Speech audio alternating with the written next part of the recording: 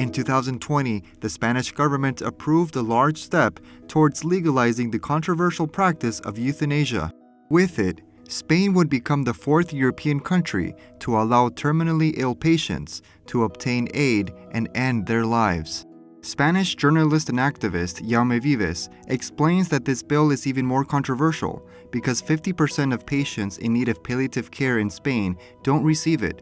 He says that instead of funding palliative care, the government will soon offer assisted suicide as an option. Es una cuestión económica. It could be an economic issue. Intensive care is very expensive. To take care of patients with dignity until the end of their life is very expensive because a person could have a terminal illness for many years. On the other hand, euthanasia is very cheap. Those who will administer euthanasia will find it more affordable. However, our society will pay the high cost of its moral repercussions.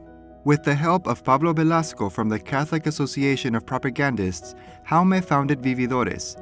It's a campaign against euthanasia that promotes palliative care, and it poses the question, shouldn't we take care of them first? To promote awareness, Vividores has organized several public demonstrations throughout Spain. They also work closely with terminally ill patients and share videos of their life-changing testimonies online. Our goal is to encourage a dialogue and a debate about something that our society panics about, which is death and suffering.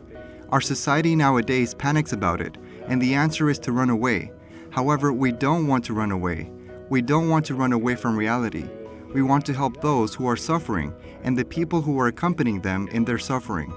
Jaume and Pablo explain that the idea behind the campaign was not to convince those in favor of euthanasia. Instead, they wanted to reach out to people who might be doubting the meaning of their life, feel less worthy, or feel like a burden to society and their families. We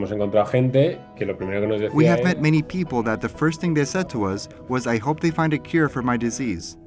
They were not strange or negative people. They are optimistic individuals who want to continue living. That's why our campaign's name, which Jaume chose so well, is very provocative. A vividor has a double meaning. In Spanish, not only it means someone who is living, but also someone who enjoys the pleasures of life. One of the campaign's most shared testimonials recalls the story of Andrés Marcio, a 16-year-old boy who suffers from a rare disease that currently has no cure. His willingness to keep on living like a normal teenager despite his limited mobility has inspired many. His story has even helped his family create a foundation to help find a cure and support other children with this condition. Of course, if I tell you this, it has no impact, because I've dealt with sufferings but only small ones. However, to hear it from a guy who at the age of 16 can't get out of bed, can't do anything, barely eats and talks, well, that's different. So we have received many testimonies because of this.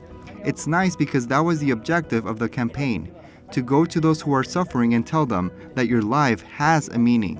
The rest of the campaign's projects can be found on their official website.